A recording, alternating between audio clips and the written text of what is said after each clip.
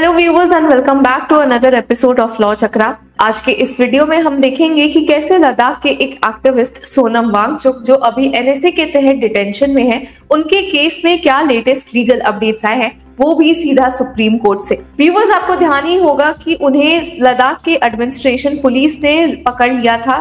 उनपे ये इल्जाम लगे थे कि लद्दाख में जो बहुत ही सीरियस वायलेंस हुए हैं, जो कि पिछले कितने सालों में देखने को नहीं मिले थे, पहली बार देखने को मिले हैं, उसके पीछे उनका ही हाथ था। उन्होंने ही वहां के लोगों को भड़काया है, कहीं ना कहीं बहुत ही मैटर्स सेंसिटिव जो थे उन्हें भड़काने की कोशिश की है। कुछ ऐसे ही इल्जाम सोनम वांगचुक पर लगे हैं और जिसके तुरंत बाद ही उन्हें अरेस्ट कर लिया था। हालांकि अब उनकी वाइफ सीधे सुप्रीम कोर्ट जा पहुंची है, जहां उन्हें रिप्रेजेंट कर रहे हैं सीनियर एडवोकेट कपिल सिब्बल। तो आज की हियरिंग में क्या हुआ है व्यूवर्स, चलिए एक नजर डालते हैं। अब व्यूवर्स, आज की हियरिंग में क्या हुआ है उसके पहले एक नजर डालते हैं कि अब तक की केस अपडेट क्या है। सुप्रीम कोर्ट के जस्टिसेस एनवी अंजारिया और अरविंद कुमार की बेंच ने लास्ट मौके पर क्या फैसला दिया था। तो जैसा कि व्यूवर्स हम देख सकते हैं कि अक्टूबर 6 को कोर्ट ने नोटिस इशू किया था दोनों को, सेंटर और यूनियन टेरिटरी ऑफ लद्दाख को, और उस समय उन्होंने उनकी वाइफ गीतांजलि की इस रिक्वेस्ट को डिनाई कर दिया था, डिक्लाइन कर दिया था, जहां वो grounds of her husband's detention की मांग कर रही थी। हालांकि उन्होंने एडमिनिस्ट्रेशन को बोला भी कि अगर वो grounds of arrest, grounds of detention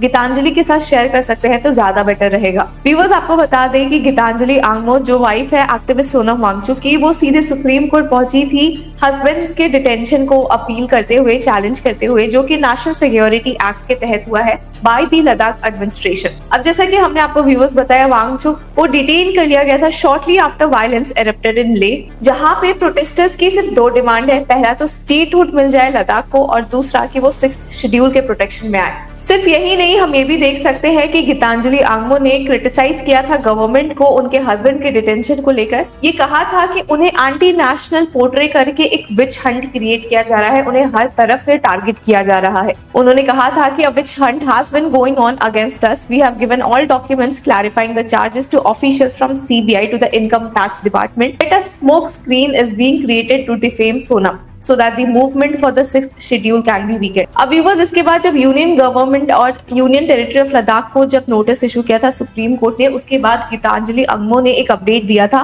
कहा था कि वो डिटेंशन में मिल चुकी है वांगचुक से और उन्हें वहां से डिटेंशन ऑर्डर मिल गया है जो ग्राउंड्स ऑफ डिटेंशन था, और वो उसको अब चैलेंज करने वाली है। और जिसके बाद ही आज की हियरिंग में क्या हुआ, चलिए एक नजर डालते हैं। अब व्यूवर्स, यहाँ हम देख सकते हैं कि बेंच है जस्टिसेस अरविंद कुमार और एनवी अंजारिया की, और जिसके बाद हम देख सकते हैं कि जब ये मैटर आया था, पिक हुआ था, तो इसे पास ओवर कर दिया गया था, और उसके कुछ देर बाद जब ये वापस से पिक हुआ तो मैटर को कल के लिए यानी कि 15 अक्टूबर के लिए अडजर्न कर दिया गया है। अब सवाल ये भी उठता है कि आखिर ऐसा क्यों हुआ है। तो आपको बता दें कि टाइम की कमी की वजह से ऐसा डिसीजन लेना पड़ा है। कहीं ना कहीं सीनियर एडवोकेट कपिल सिब्बल जो इन्हें रिप्रेजेंट कर रहे थे, उन्होंने भी रिक्वेस्ट की कोर्ट से कि क्योंकि आज टाइम कम है तो ये मैटर कल के लिए अडजर्न हो जाए, जैसा कि फिर सुप्रीम कोर्ट ने अग्री भी कर लिया है। इसी की वजह से व्यूवर्स, अब हम ये न्यूज देख सकते हैं कि सुप्रीम कोर्ट ने सोनम वांगचुक के डिटेंशन प्ली के केस को 15 अक्टूबर के लिए अडजर्न कर दिया है, और बेंच ने यही कहा कि जस्टिसेस अरविंद कुमार और एनवी अंजारिया की बेंच ने, क्योंकि टाइम कम था इसी की वजह से ऐसा हुआ है। हालांकि अब इंटरेस्टिंग होगा व्यूवर्स ये देखना कि 15 अक्टूबर को सुप्रीम कोर्ट इस केस से कैसे डील करता है, जब अब उनकी वाइफ के पास डिटेंशन के ग्राउंड्स हो गए हैं। क्या ये ग्राउंड्स वैलिड है या नहीं, हमें सब कुछ अब कल पता चलेगा। हो सकता है शायद सुप्रीम कोर्ट को प्राइमा फसाई ये भी लगे कि जो ग्राउंड्स है वो सही नहीं है किसी को डिटेन करने के लिए, वो भी specially under the national security act, जहां पे डिटेंशन करीबन 12 महीने तक भी चल सकता है